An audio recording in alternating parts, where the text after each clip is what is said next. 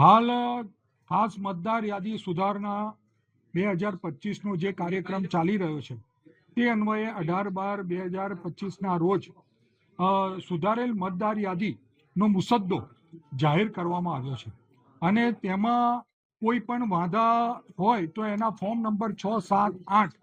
18/1/2026 સુધી ભરવાની એની છેલ્લી તારીખ હતી. તારીખ 16, 17 અને 18 તારીખની અંદર બલ્કમાં સમગ્ર ગુજરાતની અંદર અમુક વ્યક્તિઓને ટાર્ગેટ કરી નામો કમી કરવા માટે ફોર્મ ભરવામાં આવ્યા છે અને જે માણસો હયાત છે, જે જીવિત છે, એમને મરણ બતાવી અને એમના નામો કમી કરવા માટેનું આખું એક હિલચાલ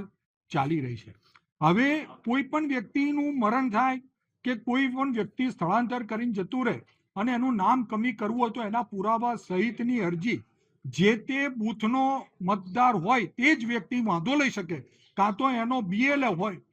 તે એનો રિપોર્ટ કરી શકે છે. તે સિવાય કોઈ વ્યક્તિને વાંધો લેવાનો અધિકાર કાયદામાં નથી.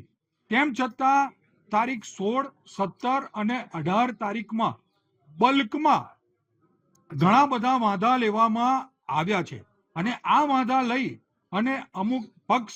અમુક કોમ, જ્ઞાતિ અને ધર્મને આધારે નામ કમી કરવા માટેની એક મુહિમ ચાલી રહી છે. એટલે અમારી માંગણી એવી છે કે આ જે 16, 17 અને 18માં જે બલ્કમાં જે વાંધા આપવામાં આવ્યા છે તેના સૌ પ્રથમ તો CCTV ફૂટેજ જાહેર કરવામાં આવે કે કોને આપ્યા છે, કેવી રીતે આપ્યા છે, તેમજ જે સ્વીકારનાર અધિકારીની ભૂમિકા પણ શંકાસ્પદ હોય તો તે અંગેની પણ માહિતી જાહેર કરવામાં આવે કે કયા અધિકારીએ આ વાંધા સ્વીકાર્યા છે. યાદીમાંથી નામ કાઢી નાખવા માટેનો જે આખું એક ષડયંત્ર થયું છે તે દૂર કરી તમામ જે મતદારો છે એમના અધિકારોનું રક્ષણ કરવામાં આવે એ અમારી લાગણી અને માગણી છે.